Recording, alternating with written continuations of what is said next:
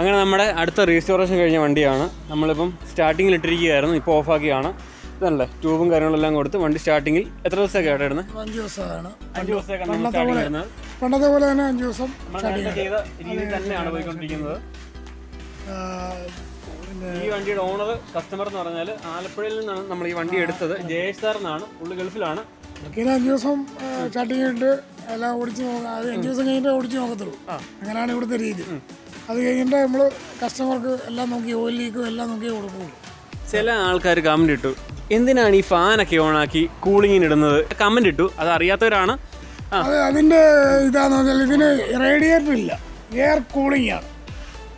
ആ വണ്ടി ചുമ്മാ സ്റ്റാർട്ടിങ്ങിൽ ഇത് പിസ്റ്റനും വാൽവും എല്ലാം പുതിയതാണ്. അതിൻ്റെ ടൈറ്റും കാര്യങ്ങളും ഒക്കെ ഉണ്ട്, വയറിങ്ങും എല്ലാം ഇതാണ്. അപ്പോൾ ഫാൻ കൊടുത്ത് ഓവർ ഹീറ്റ് ഒഴിവാക്കാണ്. നമ്മൾ വണ്ടി ഓടിക്കുകയാണെങ്കിൽ എയർ കൂളിങ്ങാണ്.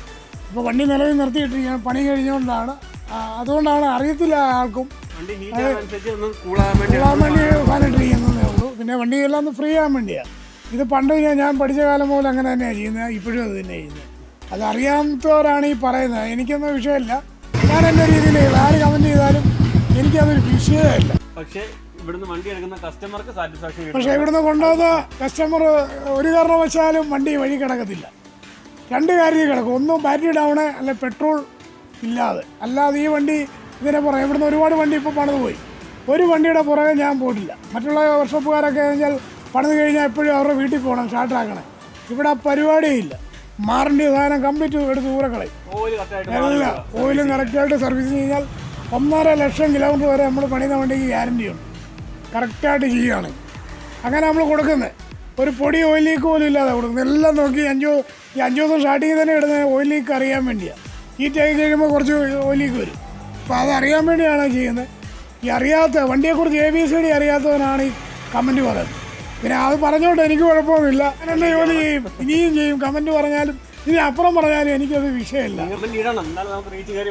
16 വയസ്സ് മുതൽ ഈ ബുള്ളറ്റുമായിട്ടുള്ള പണിയായിരുന്നു. പല ആശാന്മാരുടെ കൂടെ നിന്ന് അതിനെക്കുറിച്ച് കുറേയൊക്കെ മനസ്സിലാക്കിയിട്ടാണ് ചെയ്യുന്നത്. അല്ലാതെ ഇന്നലെ കുരുത്ത് ഇങ്ങോട്ട് വന്നിട്ട് ചെയ്തതല്ല. ഇത് വർഷങ്ങളായിട്ട് ചെയ്ത് എക്സ്പീരിയൻസ് കൊണ്ടാണ് ചെയ്യുന്നത്. അല്ലാതെ ഇന്നലെ വന്ന ഒരുത്തന്ന് പറഞ്ഞ് പണിത് കുറേ കമ്പനി ഇട്ട് അതിലൊരു കാര്യമില്ല. ഞാൻ കാറ് വരെ പണിതുകൊണ്ടിരുന്ന ആളാണ്. ആ കാറ് ഡീസൽ ഇഞ്ചിന് ഇതെല്ലാം ഞാൻ പണിതുകൊണ്ടിരുന്നത്. ഇപ്പോൾ അതൊന്നും എടുക്കുന്നില്ല, കാരണം പണിയൊന്നുമില്ല. ഈ ബുള്ളറ്റ് മാത്രമേ ഇപ്പോൾ ചെയ്യുന്നുള്ളൂ. നമ്മൾ റീസ്റ്റോറേഷൻ ബുള്ളറ്റ് മാത്രമേ ഉള്ളൂ. അപ്പം അതുപോലെ നമുക്ക് ആരോടും ദേഷ്യമില്ല. ഞാൻ അത്രേ പറയാനുള്ളൂ. അപ്പോൾ ഓക്കെ, അടുത്ത വീഡിയോ കാണാം. ബൈ. നമുക്കൊന്ന് സ്റ്റാർട്ടാക്കുന്ന കാണാം. സ്റ്റാർട്ടായിക്കോട്ടെ.